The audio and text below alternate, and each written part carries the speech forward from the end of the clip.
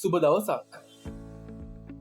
ඔයා ඔය යන ජර්නියක ඇතුළේ ඉදිරි අවුරුදු 5ක් දකින්න බැරි නම් ඔයා ඔය කරන වැඩේ ගැන පොඩ්ඩක් ආපහු හිතලා බලන්න. පොඩ්ඩක් හිතලා බලන්න. මොකද ලෝකේ සාර්ථක වෙච්ච මිනිස්සුන්ගෙන් බහුතරයකට අවම වශයෙන් ඉදිරි අවුරුදු 5ක්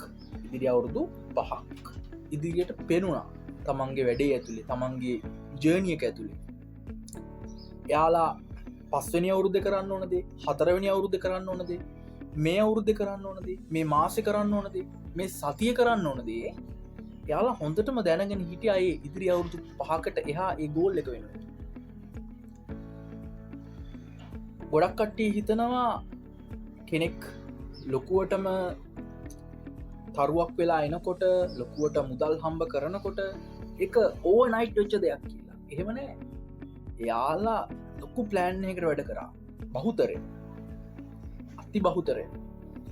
මොකද මේ ප්ලෑනින් ස්කිල් එක කියන්නේ මාර වැදගත් දෙයක්. ප්ලෑන් වෙනස් වෙනවා. හරි. හැබැයි ෆ්ලෙක්සිබල් විදිහට වැඩේ කරගෙන යන්න පුළුවන්. ඔයා අද ප්ලෑන් එකක් ගැහුවොත් ඒක පදනම විදිහට තියාගෙන ඔයාට වැඩේ ඩිවලොප් කරන්න පුළුවන්. නමුත් ඔයාට ප්ලෑන් එකක් නැත්තං ඔයාට බැහැ හරියට ඔයාගේ ගෝල් එකට යන්න. ගෝල් එක වෙනස් කරන්න එපා. ප්ලෑන් එක වෙනස් කරන්න. හැබැයි මුලින්ම ප්ලෑන් එකක් ගහන්න. ඒ තියෙන ප්ලෑන් එක තමයි වෙනස් කරන්න.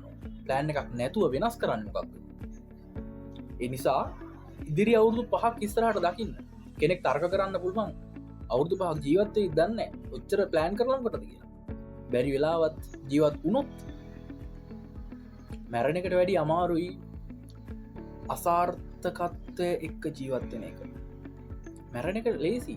මරුණයින් පස්සේ ඉවරයි. හැබැයි අසාර්ථක මිනිස්සෙක් විදිහට ජීවත් වෙන එක ඊට වැඩිය ලොකු අමාරු දෙයක්. ඒ නිසා ඉදිරි අවුරුදු 5ක් ඉස්සරහට ප්ලෑන් කරන්න.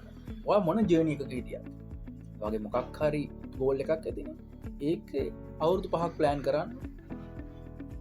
අද දවසේ කරන්න ඕන දේ දක්වා එක ටික ටික කඩා ගන්න. හැමදාම වැඩ කරන් යන්න. මට හම්බෙච්ච ලස්සන උපදේශයක් තියෙනවා. මං කොහෙන්ද ඇහුවේ කියලා මට මතක නැහැ. දුවන්න. එහෙමත් බැරනම් ඇවිදින්න. එහෙමත් බැරනම් බඩ ගාගෙන දන ගාගෙන හරියන්න.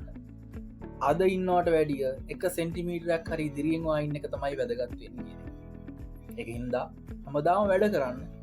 ඔයාගේ ගෝල් එක වෙනුවෙන් හොඳ ප්ලෑන් එකක් තියාගන්න. අවුරුදු 5කවත් වැඩේ තියෙන්නේ ඒ අවුරුදු 5ක ගෝල් එක තියාගෙන අද දවසෙත් ප්‍රතිඵල නොපෙනී වැඩ කිරීමට තියෙන හැකියාව.